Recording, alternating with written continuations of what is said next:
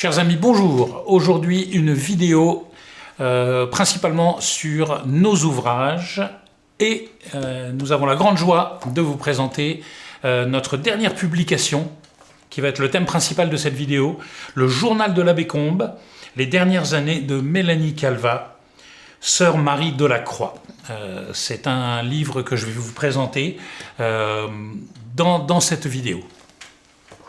Je reviens rapidement sur nos précédentes publications.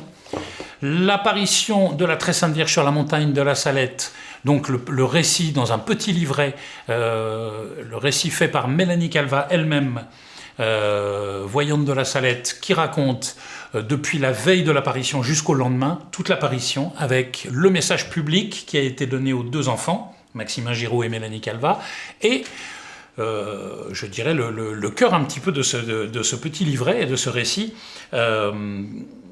qui a reçu l'imprimature en 1879 et qui avait été visé par le pape Léon XIII à l'époque et qui a eu donc l'approbation tacite du Saint-Siège. Il y a ce qu'on appelle le secret de la Sainte Vierge qui a été donné à Mélanie Calvat. Et dans ce secret, il y a toutes sortes de...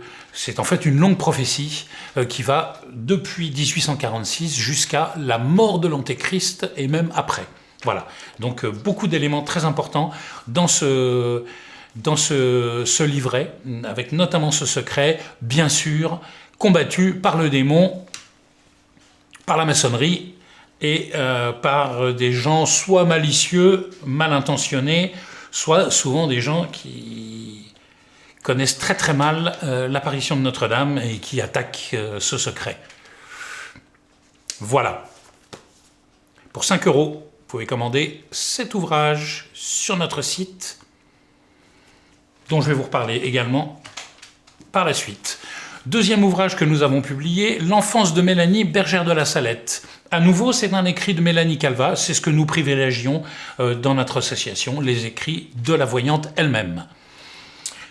Par obéissance à son confesseur, qui était d'ailleurs à l'époque l'abbé Combe, dont je vais vous parler bientôt, ce récit de l'enfance de Mélanie, en fait, c'est elle qui elle a écrit sa petite enfance avant l'apparition, donc de 1831, au moment où elle est née, jusqu'en 1846, moment de l'apparition. Et elle raconte sa petite enfance, une enfance très douloureuse, dans une famille extrêmement pauvre du Dauphiné, et on peut dire moralement maltraitée par sa maman, très mal aimée, et portée vraiment par la foi depuis qu'elle est toute petite, une enfance très difficile, mais avec une grande foi, avec une vie surnaturelle très particulière, en même temps que de grandes croix, de grandes grâces, la vision de son ange gardien, toutes sortes d'événements surnaturels qui sont relatés dans cet ouvrage, qui est vraiment essentiel pour comprendre également l'apparition de Notre-Dame et de comprendre comment la petite bergère de la Salette, qui est donc la voyante principale de l'apparition, eh bien, comment est-ce que, d'une certaine manière, notre Seigneur Jésus-Christ l'a préparée avant l'apparition, à être la messagère d'une apparition qui nous paraît capitale. Et troisième ouvrage que nous avons publié, une publication que nous avons intitulée « Recueil de lettres, connaître Mélanie Calvat et la Salette ». À nouveau, nous privilégions les écrits de la bergère elle-même. C'est ce qui nous paraît le meilleur moyen de la faire connaître et de rétablir la vérité sur Mélanie Calvat, bien trop souvent attaquée et conspuée, notamment en France. C'est en la laissant parler que nous pensons que sa défense est la meilleure. Ce recueil de lettres, j'en profite pour faire un aparté. puisque nous parlons de lettres de Mélanie, et ça va vous faire mieux comprendre cette publication que nous avons fait, qui comprend 93 lettres de Mélanie Calvat, donc lettres, relations épistolaires qu'elle avait avec des prêtres, principalement. Une très bonne nouvelle, encore une très bonne nouvelle aujourd'hui, en dehors du journal de l'abbé Combe que je vais vous présenter, c'est que nous avons les manuscrits, enfin en tout cas les écrits de volumes de lettres de Mélanie Calvat. Ça comprend, je ne sais plus exactement, 700-750 lettres de Mélanie Calvat, qui ne sont plus disponibles en France malheureusement. Nous avons récupéré, nous avons obtenu toutes ces lettres et nous sommes en train de les republier. Donc bientôt, 2 publications de volumes, de gros volumes de lettres de Mélanie Calvat. Je pense que d'ici à la fin 2025, nous serons en mesure de vous les présenter et elles seront disponibles, comme tous nos ouvrages, sur notre site mélaniedelasalette.fr. Voilà, pour revenir à ce recueil de lettres, c'est donc une sélection de près de 700-800 lettres de Mélanie Calvat. En effet, pour certains spécialistes, il est bien d'avoir les gros volumes de lettres, mais pour des personnes qui sont moins experts ou spécialistes de la Salette et de Mélanie Calvat, eh bien, d'avoir un petit ouvrage moins lourd, moins onéreux, plus facile à lire, eh bien, nous avons fait une petite sélection d'environ 1/10 des lettres que nous avons en notre possession de Mélanie Calvat pour que Monsieur Tout-le-Monde puisse découvrir par ces lettres qui sont vraiment édifiantes la bergère de la Salette. Voilà, donc les 3 ouvrages que nous avons pour le moment. Et aujourd'hui, donc, avec une très grande joie, nous vous présentons, et je vais me permettre de vous en parler un petit peu plus en détail, cet ouvrage qui nous tenait beaucoup à cœur, le journal de l'abbé Combe, les dernières années de Mélanie Calvat. C'est un livre qui avait été publié au départ par Fernand Corteville, dont nous vous avons déjà parlé, un des grands spécialistes de la Salette, qui n'est plus parmi nous, qui est décédé en 2012, si je ne me trompe, mais qui, dans toute la fin du XXe siècle, a été vraiment Monsieur La Salette. C'est lui qui avait tous les documents qu'il avait hérités, qui héritaient de l'abbé Combe, étaient passés dans les mains de l'abbé Gouin et du chanoine Thierry, avant lui, et il a hérité de tous ces documents. Nous parlons d'ailleurs un petit peu de cette historique dans l'introduction, dans l'avant-propos que nous avons fait à cet ouvrage. Nous avons un petit peu vu l'historique de ce document, et vous comprendrez un petit peu l'historique depuis l'abbé Combe. Donc juste pour rappel, pour ceux d'entre vous qui ne le savent pas, ce livre est un journal de bord. Donc en fait, c'est un journal de bord qui a été écrit, voyez, comme on écrit un journal, donc très très facile à lire, pas du tout doctrinal, c'est vraiment la vie de tous les jours d'un curé de campagne qui a eu la grande grâce de vivre aux côtés de Mélanie Calvat, la bergère de la Salette, pendant pratiquement les 5 dernières années de sa vie. Donc en fait, ce qui s'est passé, c'est que la Providence a voulu que Mélanie Calvat, qui vivait de manière très cachée, comme vous le savez si vous avez vu nos précédentes vidéos, qui a d'abord vécu dans un petit village de l'Isère et qui était en service chez des gens, une vie très difficile. Ensuite, l'apparition de la Salette, où elle reçoit un message, et une des choses les plus importantes et les plus méconnues, la règle d'un nouvel ordre religieux concernant les apôtres des derniers temps, qui s'appelle l'ordre de la Mère de Dieu, qu'elle a été appelée à Rome par Léon XIII, qu'elle est restée pendant 6 mois à Rome, qu'elle a écrit les constitutions, la règle, et qui ont été approuvées par Rome, et que cet ordre, malgré des essais, a tellement été combattu par le démon et par sa maçonnerie que jusqu'à maintenant, cet ordre n'a toujours pas été fait. c'est l'ordre de la Mère de Dieu, apôtre des derniers temps, qui avait déjà été perçu, entre autres, par saint Louis-Marie Grignon de Montfort. Voilà. Et Mélanie Calvat continue sa vie, elle va principalement passer une grande partie de sa vie en Italie, où là elle est soutenue d'abord par les papes, et puis soutenue par des évêques.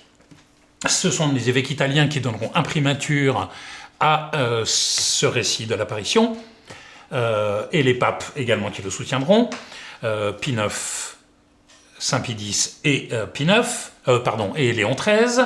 Et vers la fin de sa vie, après une vie difficile où elle était combattue en France, elle venait en France de temps en temps s'occuper de sa maman, elle venait en France voir des prêtres, mais principalement cachée en Italie avec des relations épistolaires avec des prêtres qui nous ont donné toutes ces lettres que nous allons publier. Eh bien, de 1899 à 1904, donc Mélanie Calvat va décéder le 14 décembre 1904, et donc à partir de mai 1899, elle vient faire un premier tour, elle vient dans l'Allier voir un prêtre qui s'appelle l'abbé Combes, que vous avez ici. Voilà. L'abbé Combes, que voici.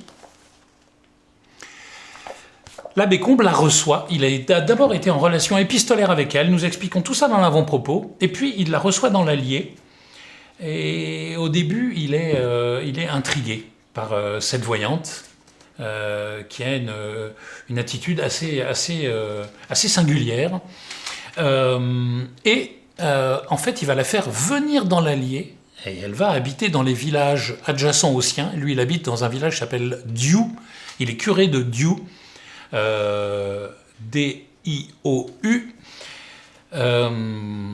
et Mélanie Calvat va habiter donc pendant 5 ans dans 3 lieux différents, dans 3 villages autour,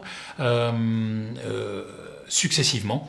Et l'abbé Combes relate dans ce journal, eh bien, comme il découvre la bergère de la Salette. Et vous allez voir que ça n'est pas sans intérêt. L'abbé Combes, donc, découvre et nous relate dans ce journal qui a été, à n'en pas douter, voulu par la Providence pour que nous découvrions la bergère de la Salette, Mélanie Calvat. Sans cet ouvrage, je vous rappelle que c'est l'abbé Combes qui a collecté, après la mort de la bergère, qui a collecté ses lettres. C'est lui qui a aidé à publier d'autant plus le récit de l'apparition, et c'est lui qui a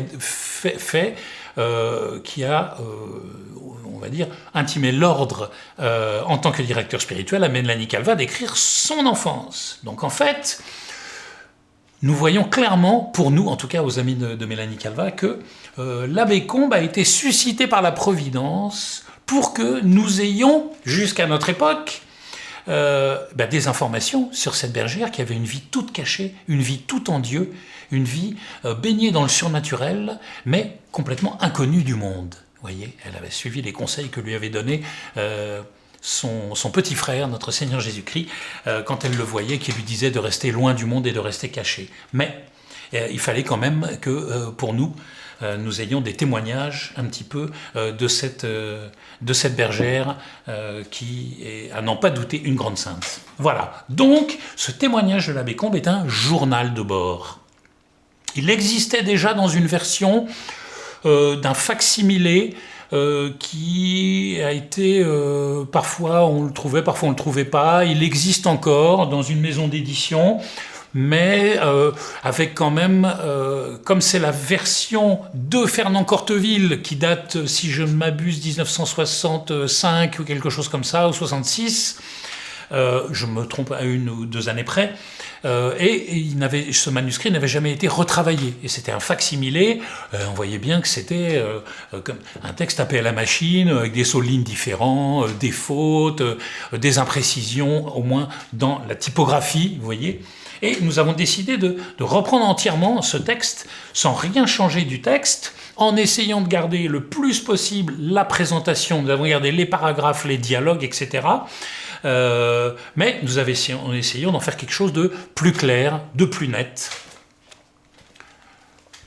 Je suis ravi que nous ayons enfin cette publication.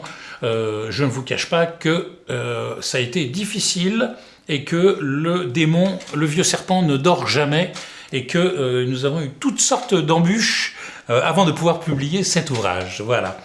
Vous voyez, en présentation, nous avons en haut de chaque page, nous avons mis le mois avec l'année, ce qui est beaucoup plus facile pour se retrouver. Et puis, eh bien sûr, c'est le plus de cette publication. Nous avons mis un sommaire. Donc, vous voyez, les grandes lignes de l'ouvrage sont retracées dans un sommaire qui donne, vous voyez, qui donne le premier voyage de Mélanie dans l'Allier, ensuite à Saint-Pourçain, puisqu'elle était dans un village qui s'appelait Saint-Pourçain, de telle date à telle date. Ensuite, ce qui s'est passé principalement pendant qu'elle était à Saint-Pourçain. Ensuite, quand elle est venue à Diou même, où habite l'abbé, eh bien, de telle date à telle date. Ensuite, nous faisons par année. Et puis, ce qui s'est passé principalement, c'est-à-dire ce que l'abbé, je vais rentrer après dans le détail, ce que l'abbé relate quand elle est à tel ou tel lieu et à telle date. Parce qu'avant, nous avions un facsimilé où tout est mélangé. Et tout est à la suite. Alors pour retrouver quelque chose, c'est extrêmement difficile. Et nous avons voulu nous appuyer aussi dans cette nouvelle publication, et nous en sommes ravis, par un index général.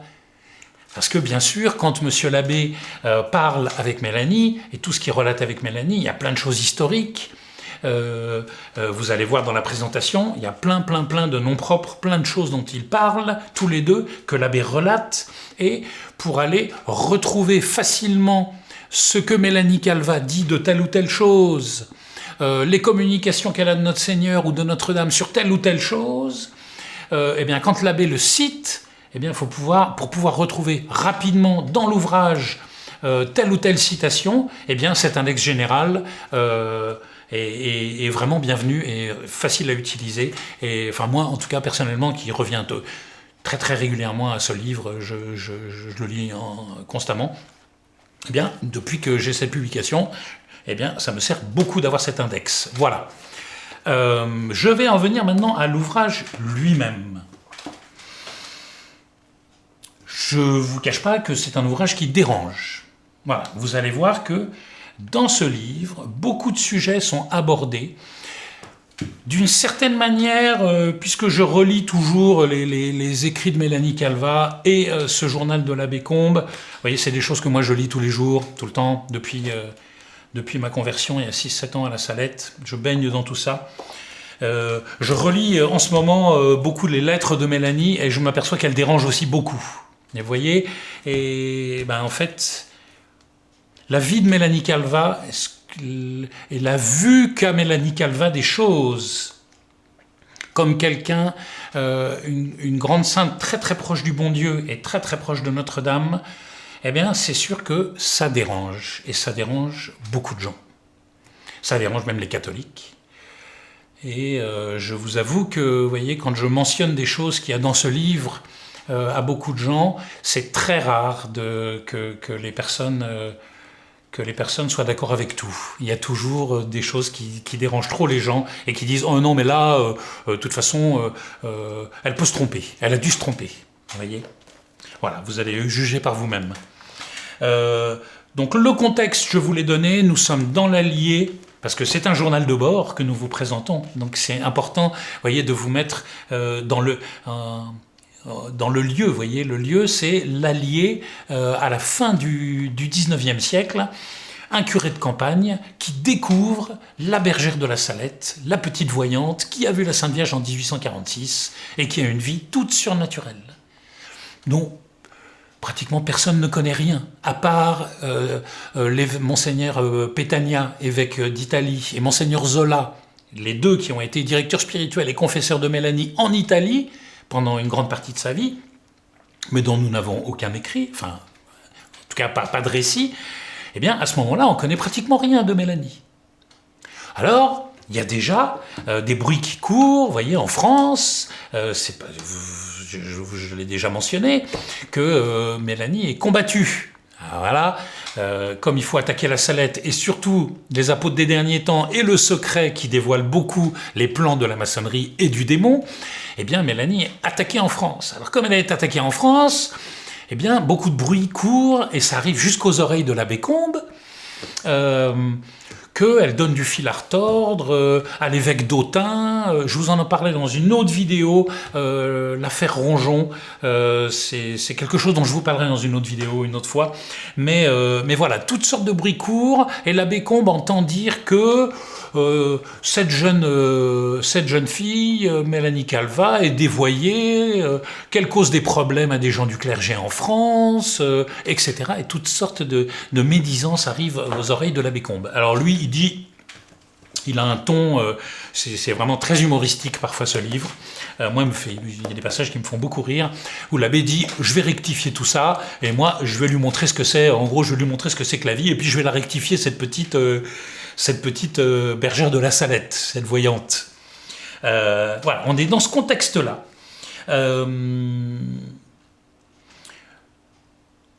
La relation, tout d'abord, l'abbé découvre que Mélanie Calvat a en fait, qu'elle a une relation particulière et privilégiée avec notre Seigneur Jésus-Christ et avec Notre-Dame.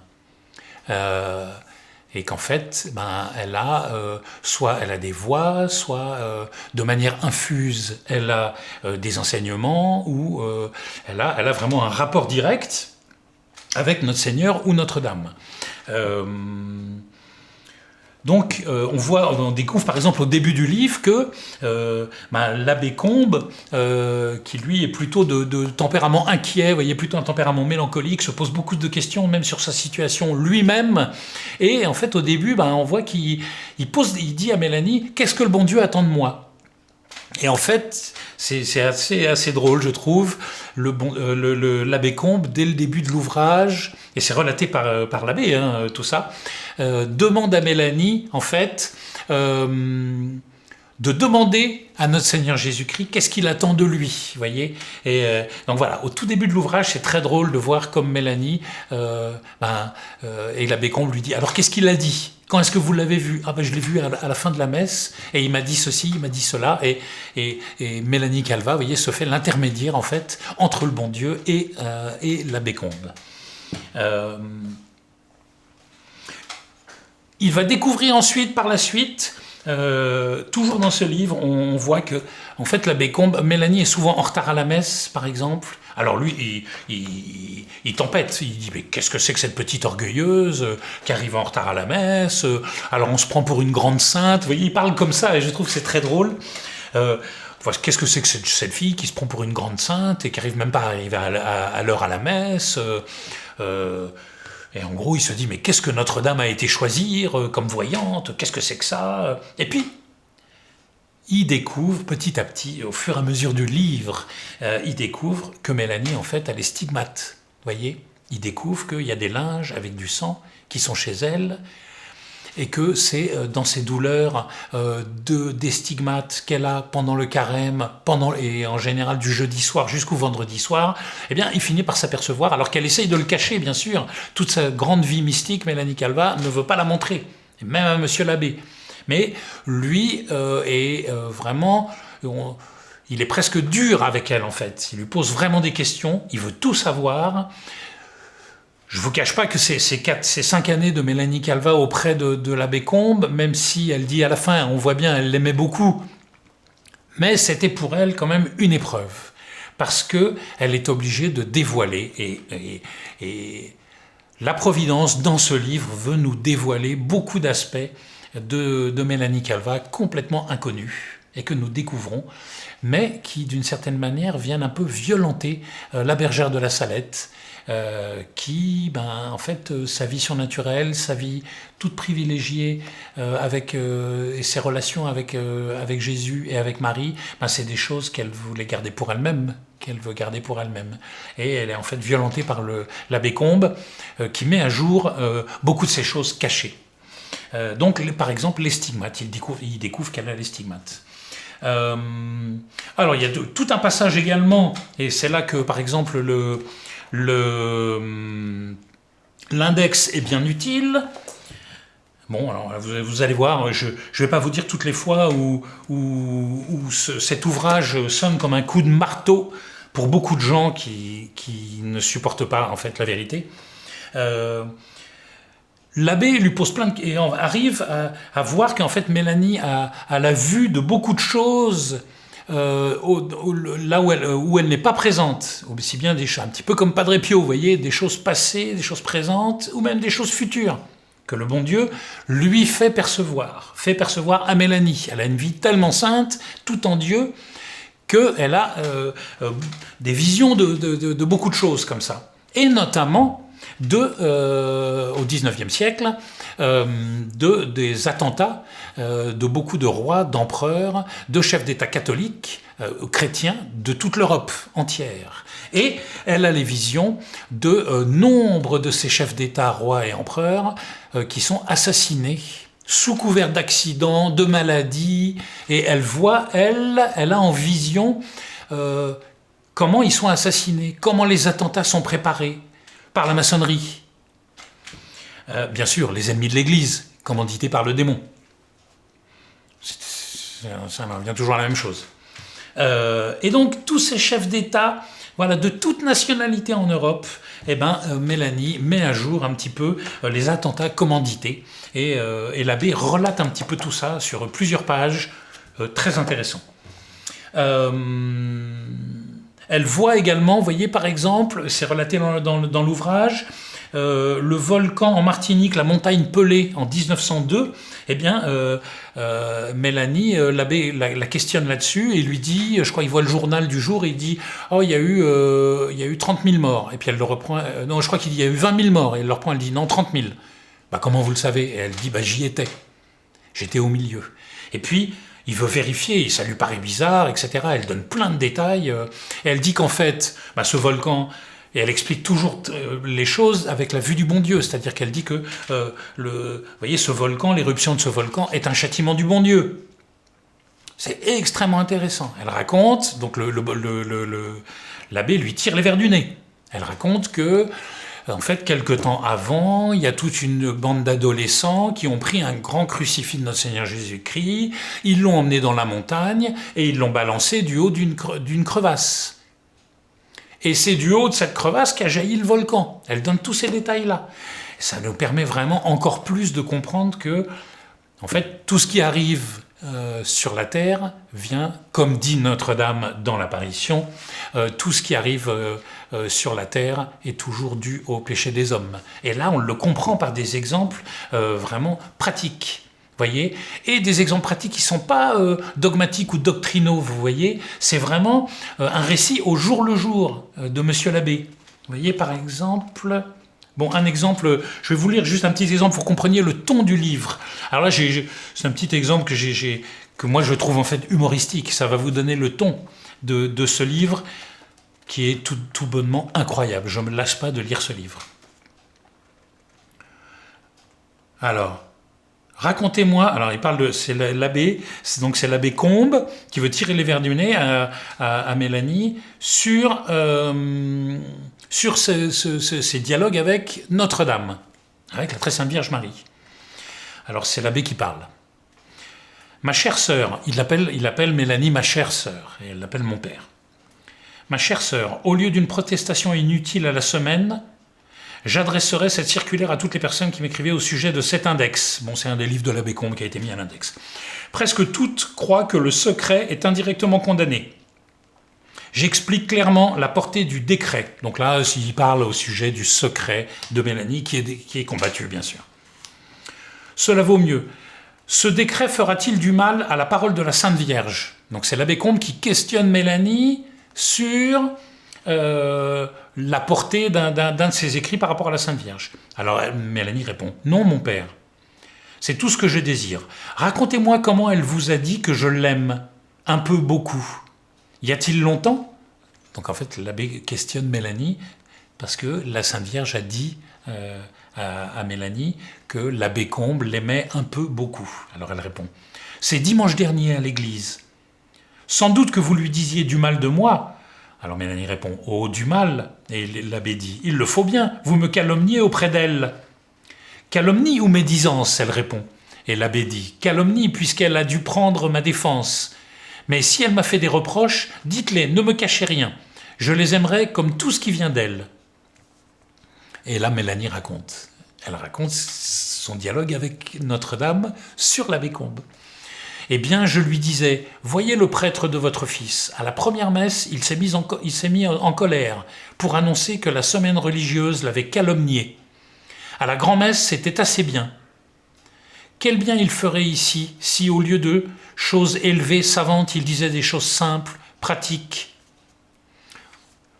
comme ça. Et si après cela, il leur disait à ses paroissiens, en leur montrant qu'il les aime, c'est pour votre bien que je vous prêche. Et là, l'abbé reprend. Voilà comment vous critiquez votre curé auprès de la Sainte Vierge, c'est du joli. Qu'est-ce qu'elle vous a répondu? Et la Sainte Vierge a répondu, quand on fait ce qu'on peut, le bon Dieu n'en demande pas davantage. Et l'abbé qui dit à Mélanie, vous êtes-vous tenu tranquille après ça? Vous voyez, c'est vraiment le ton du livre, c'est-à-dire que c'est l'abbé, Mélanie qui raconte les choses de la Sainte Vierge sur l'abbé, et l'abbé qui reprend Mélanie. Enfin, vous voyez, c'est tout des dialogues comme ça que je trouve vraiment étonnants. Voilà, donc d'autres événements. L'abbé dit à un certain moment, il dit « C'est difficile de dialoguer avec quelqu'un qui voit dans vos pensées ». Alors en fait, il raconte que, en fait, à un moment, il questionne Mélanie parce qu'il voit bien qu'elle arrive à voir dans ses pensées. Elle sait des choses qui se dit intérieurement qu'elle n'est pas censée savoir. Et alors, il la questionne là-dessus et lui dit « Est-ce que vous voyez mon ange gardien ?» Et elle finit par avouer que oui, elle voit son ange gardien. Donc il dit « Elle regarde à ma gauche ». Et elle voit l'ange gardien donc de l'abbé, qui lui, l'ange gardien l'aide à répondre telle ou telle chose quand l'abbé veut vraiment lui tirer les vers du nez. Voyez, on voit dans le livre aussi, dans les descriptions, que Mélanie a la vue des péchés de certaines personnes. Vous voyez, des gens qui viennent frapper à la porte pour demander un morceau de pain. Il y a une dame à qui elle donne le morceau de pain, et l'autre, elle lui dit non, elle dit parce que tu blasphèmes. Et la personne rougit et dit après, comment est-ce qu'elle le sait, comment elle sait que je blasphème. Et il y a plein de choses comme ça qu'elle voit, et on comprend tout ça. D'ailleurs, au tout début du livre, et c'est à l'origine de la relation entre l'abbé Combe et Mélanie Calvat, en fait, c'est qu'au début, dans leur relation épistolaire, Mélanie a écrit à l'abbé que quand elle était au Canet, elle s'occupait de sa maman vers 1880, non, 90, je ne sais plus précisément, 1880-90, quand elle est au Canet, eh bien, Mélanie raconterait qu'elle a eu la vision, elle a vu la maman de l'abbé Combe, qui était, si je ne me trompe pas, qui du purgatoire était en train de passer au ciel. Vous voyez, voilà un petit peu des choses qu'on apprend dans ce livre. Un autre sujet qui est abordé dans ce livre, ça c'est encore un sujet, là on va avoir plusieurs sujets qui ne plaisent pas à tout le monde. On a un sujet sur les fausses voyantes, parce que c'est l'époque où il y a quand même pas mal de voyantes, et donc l'abbé, comme il a découvert Mélanie qu'elle a les stigmates, qu'elle voit des choses éloignées, elle voit des attentats, ensuite l'abbé bien sûr fait ses enquêtes et il corrobore et il voit tout le temps que... Et puis il l'a sous la main, elle est là-bas pendant 5 ans, donc c'est pas juste des petits on-dit comme ça. En plus l'abbé est très exigeant et ne croit pas facilement, vous voyez, c'est plutôt un saint Thomas. D'ailleurs il lui dit à un moment, elle lui dit « Pourquoi me questionnez-vous autant ?» Parce que je suis comme saint Thomas. Donc c'est-à-dire qu'en fait, il ne la croit pas du tout, a priori, tout ce que je vous raconte là, a priori, l'abbé ne le croit pas. Vous voyez, faut vraiment qu'il cuisine pendant longtemps Mélanie, avant de se rendre à l'évidence, en fait, et il nous fait c'est comme une confidence qu'il nous fait dans ce journal. À chaque fois, il nous dit « Et là, j'étais en train de me rendre compte qu'en fait, il y avait ci, ça, ci et ça. » Et vous voyez, on a vraiment l'impression d'être avec l'abbé, vous voyez, avec ce prêtre qui découvre toutes ces choses, et on est vraiment avec lui dans ses réflexions intimes dans ce journal. C'est vraiment l'aspect très intéressant de ce livre. Eh bien, par exemple, l'abbé, vous voyez, donc Mélanie... c'est à une époque, avant sa mort et tout ça, où elle essaye bien sûr la diffusion du secret de la règle des apôtres des derniers temps, mais surtout du récit de l'apparition, que beaucoup de francs-maçons et de gens du clergé en France liés à la maçonnerie essayent de bloquer la diffusion de ce livret, ce qui est toujours le cas. Mais à cette époque, donc, il y a une espèce de combat comme ça pour diffuser le récit de l'apparition. Et donc, il y a différents abbés qui sont favorables à Mélanie en France, vous voyez, qui écrivent à l'abbé Combes, qui sont en relation épistolaire avec Mélanie, et il y a notamment un abbé, le père Parent, qui est très zélé, c'est-à-dire qu'il aime beaucoup Mélanie, il aime beaucoup toutes ses révélations, mais du coup, il y a des abbés comme ça qui, à cette époque-là de la Salette, sont, et c'est encore le cas maintenant, vous voyez, des gens qui sont pro-la Salette, qui sont pour Mélanie, pour le secret de la Salette, pour les apôtres des derniers temps, mais qui tombent dans le panneau de fausses apparitions, vous voyez. Et à cette époque, ben, comme toujours, il y a des fausses apparitions. On comprend par Mélanie qu'en fait, comme la France n'a pas voulu croire à la Salette, eh bien, comme châtiment, le démon a la permission de faire plein de fausses apparitions. Et là, bon, bah, vous voyez, il y a quelque chose qui ne plaît pas. Hein. Je sais que ça ne plaît pas aux gens. Je sais que parmi certains d'entre vous, ça ne va pas plaire non plus. Mais c'est comme ça. Aux amis de Mélanie Calva, nous, on porte la voix de Mélanie Calva. Eh bien, par exemple, on lit dans ce livre ce que pense Mélanie Calva de Marie-Julie Jaïni, vous voyez, il l'appelle Marie-Julie de Blain, qui est vraiment le père Parent, donc il est à fond dans Marie-Julie de Blain et toutes ses prédictions, etc., etc. Mais, vous voyez, dans le livre, alors vous le retrouvez facilement avec l'index. Vous allez dans l'index à Marie-Julie Jaïni, et puis vous retrouvez. Et puis là, il y a tout ce petit passage où Mélanie démonte complètement Marie-Julie, en fait, qui avait prédit sa mort, qui a prédit je sais pas quoi. Elle a prédit 400 trucs, il n'y en a aucun qui arrive. Mélanie les cite. Elle n'a même pas besoin de le connaître, elle va tout ça en vision, vous voyez. Donc si elle dit tout ça, c'est bien par connaissance infuse. Vous voyez, c'est bien par connaissance du bon Dieu. Alors voilà, bon, il y a beaucoup de gens à qui ça ne plaît pas, ça. Hein. Elle parle également... alors l'abbé, du coup, donc il y avait une autre voyante qui s'appelait Reverdy. Il y a l'apparition de Pellevoisin, qui semble être vraiment remis en doute à nouveau. Donc ça, à nouveau, ça ne plaît pas du tout. Ce livre est une épine dans le pied de beaucoup de gens.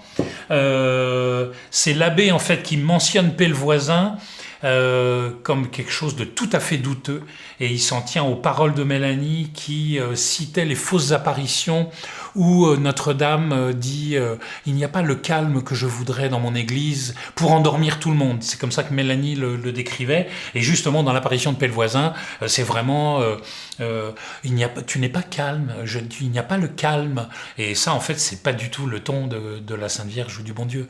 Le bon Dieu veut son église militante, il la veut militante, il la veut pas calme et endormie. Et Mélanie dit que quand dans les apparitions on demande le calme, c'est certainement pas la Sainte Vierge. Voyez. Donc c'est l'abbé en fait qui dit que Pellevoisin ne vient pas du bon Dieu, et quand il questionne Mélanie, elle va pour répondre, et puis en fait elle pousse un grand soupir. Voilà, donc on comprend bien que Pellevoisin n'est pas du tout corroboré par Mélanie. Et nous prenons moi je suis Mélanie, voilà, je vous le dis tout de suite. Parce que beaucoup de gens disent oui, mais elle peut se tromper.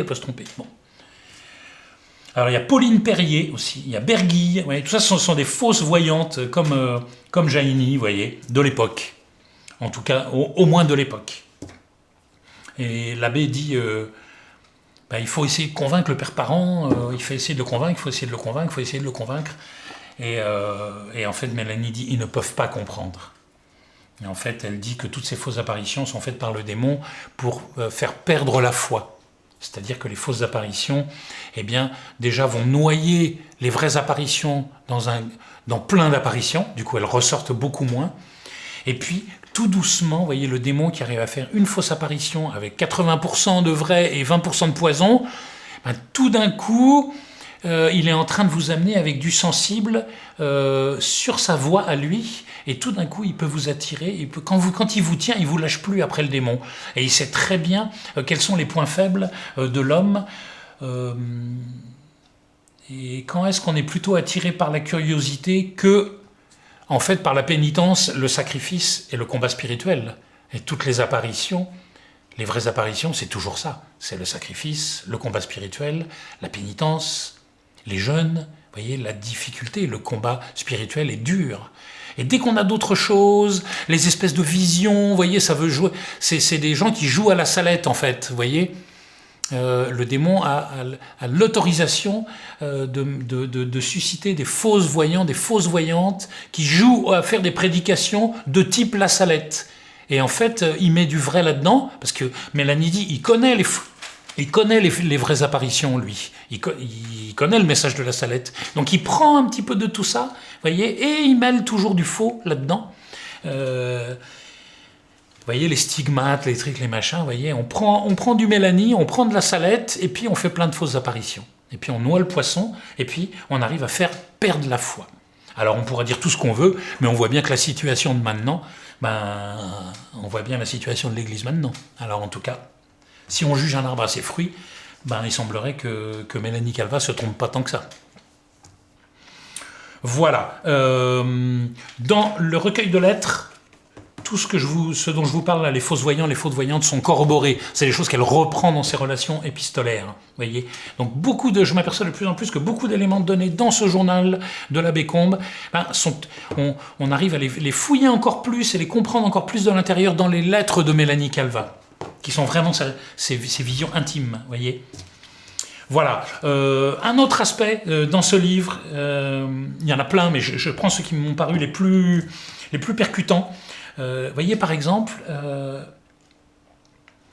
l'abbé lui demande, je crois que j'ai relevé, voilà.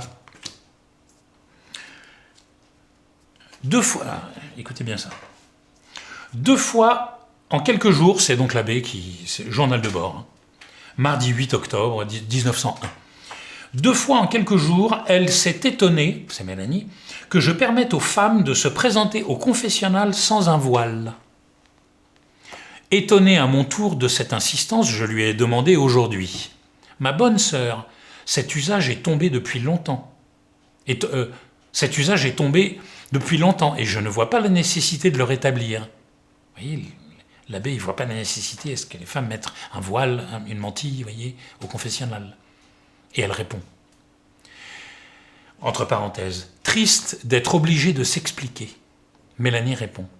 Mon père, samedi dernier, voyant une petite fille sortir en cheveux de votre confessionnal, je disais à notre Seigneur, donc les communications qu'elle a en permanence avec notre Seigneur Jésus-Christ, je disais à notre Seigneur ma peine de ce que vous le tolériez. Il me répondit, voilà la réponse de Dieu à cette question du voile. Ma fille, c'est l'omission de ces petites choses qui a commencé la ruine de la religion. Mélanie continue. Mon père, en se présentant ainsi, on ne respecte pas le sacrement de pénitence. Et en tolérant cet usage, vous n'enseignez pas le respect qu'ils doivent à ce sacrement. Est-ce dans cette tenue qu'une femme irait demander à un souverain la grâce d'un condamné à mort? Vous voyez, comme dans toutes les lettres de Mélanie Calva, qui ne plaisent pas, et ce livre qui ne plaît pas, eh bien là, c'est Dieu qui dit lui-même que l'omission du voile au confessionnal par les femmes, c'est l'omission de ces choses-là qui a commencé la ruine de la religion. Donc ça nous montre l'importance de choses qu'on voudrait qu'ils soient vraiment pas importants. Mais non, c'est pas grave, l'important c'est l'état de mon âme. Vous voyez, communier dans la main, c'est pas grave. Ne pas s'agenouiller pendant la communion, c'est pas grave. De dire la messe tournée vers le peuple, c'est pas grave. Et rien n'est grave. Il n'y a plus rien qui est grave, en fait. Et petit à petit, le démon fait son chemin. Mais si de ne pas mettre un voile pour une femme dans l'église et au confessionnal, ça a commencé la ruine de la religion, vous pouvez imaginer où on en est maintenant. Et ça, c'est des choses qui sont dites par le bon Dieu à Mélanie. Donc, pour se prémunir de tout ça, déjà, on essaye de ne pas publier ce livre, on cache ce livre, on dit du mal de l'abbé Combe, puis quand ça ne marche pas, on dit du mal de Mélanie Calva, Puis on dit que c'est une petite folle. Parce qu'on ne peut pas se résoudre au fait que le bon Dieu dise que de ne pas se couvrir la tête pour une femme dans une église et au confessionnal, ça amène la ruine de la religion. On ne veut pas se résoudre à ça, surtout à notre époque. Mais déjà, là, rendez-vous compte, c'est il y a 120 ans. Vous voyez, on est en 1901. Il y a 124 ans qu'on est face à ça. Vous vous rendez compte maintenant, où on bénit les homosexuels, je ne sais pas quoi, enfin... Voilà.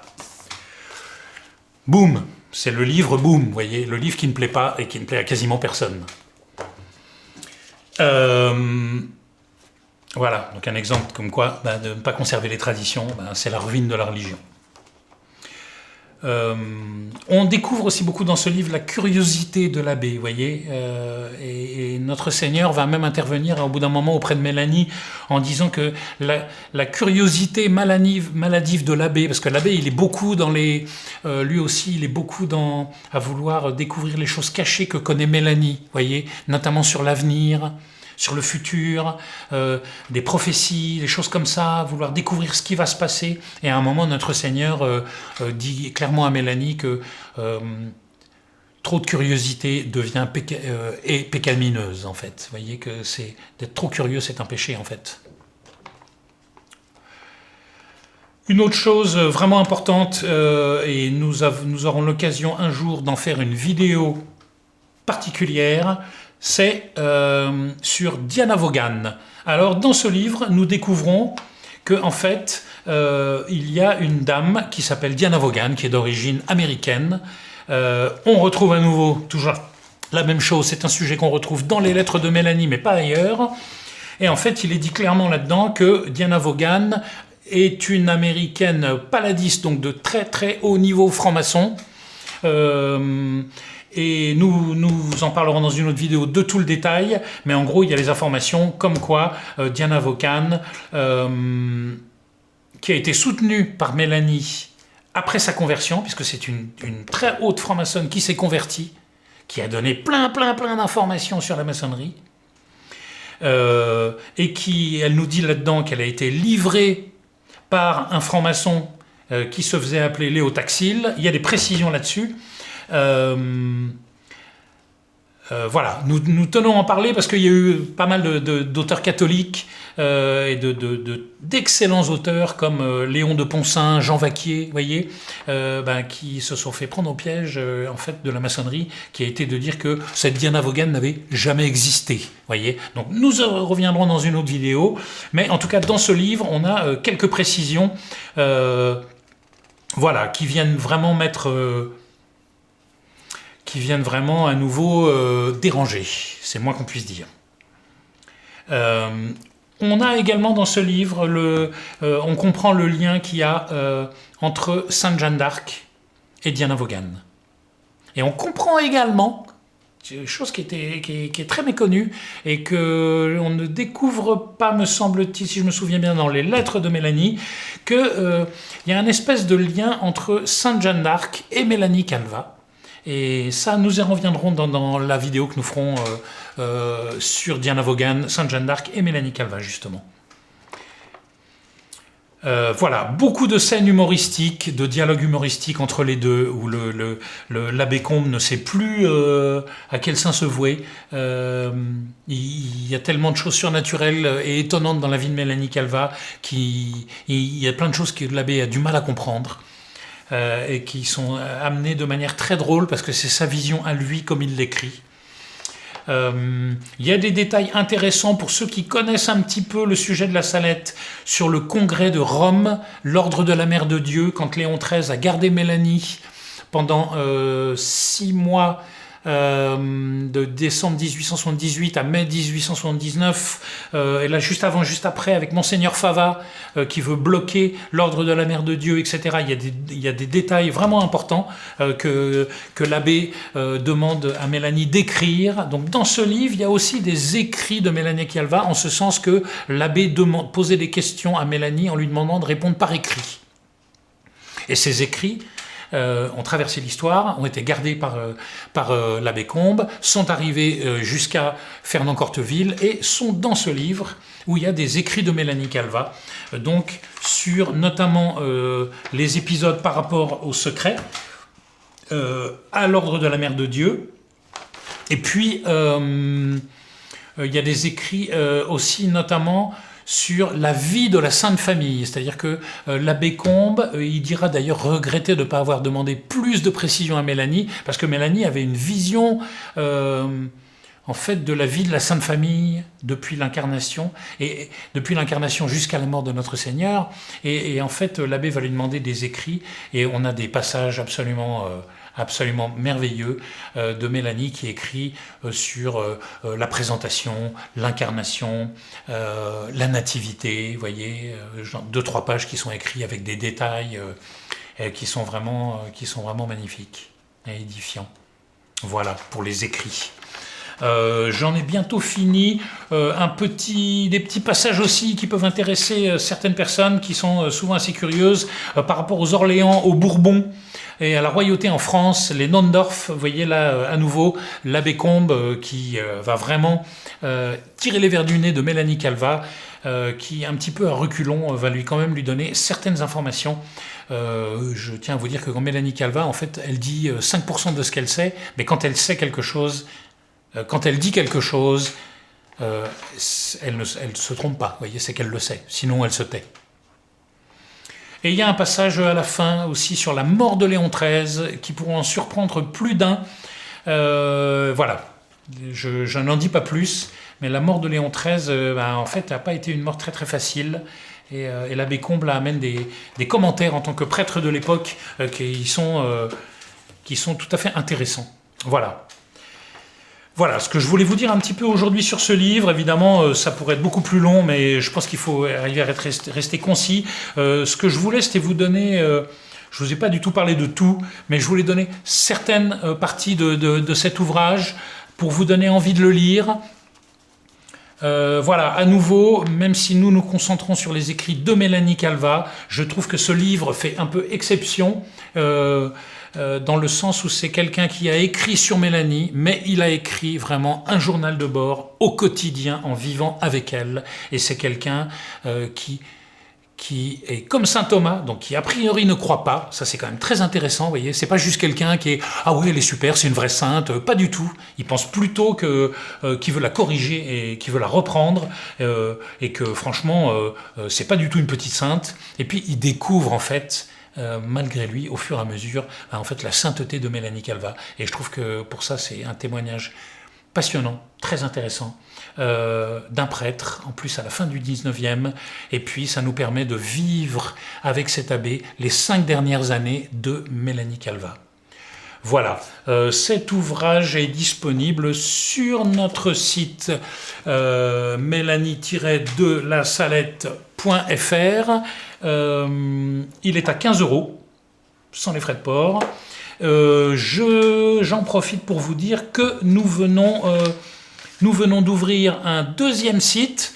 Donc le site mélanie-de-la-salette.fr, c'est principalement sur de l'information sur la Salette, sur Mélanie Calva, sur Maximin Giraud, les ouvrages que nous recommandons, le récit de l'apparition, les apôtres des derniers temps. Vous voyez, c'est surtout de l'informatif. Et nous venons d'ouvrir un autre site parce que nous ne voulions pas tout mélanger sur le même site. Et comme notre association est en train de développer de plus en plus ses activités, eh bien, nous avons ouvert un autre site pour parler principalement des activités de l'association. Ce site s'appelle lesamidemélaniecalva.fr, tout attaché. Et là-dessus, vous retrouverez, comme sur l'autre site d'ailleurs, vous retrouverez toutes nos publications en vente. Voilà, je vous expliquerai dans une autre vidéo tout ce qu'il y a sur ce nouveau site. En tout cas, voilà, pour aujourd'hui, je vous remercie de votre attention et je vous recommande vivement la lecture de ce livre. Les dernières années de Mélanie Calva, Sœur Marie de la Croix par l'abbé Combe. Je vous remercie de votre attention et je vous dis à la prochaine.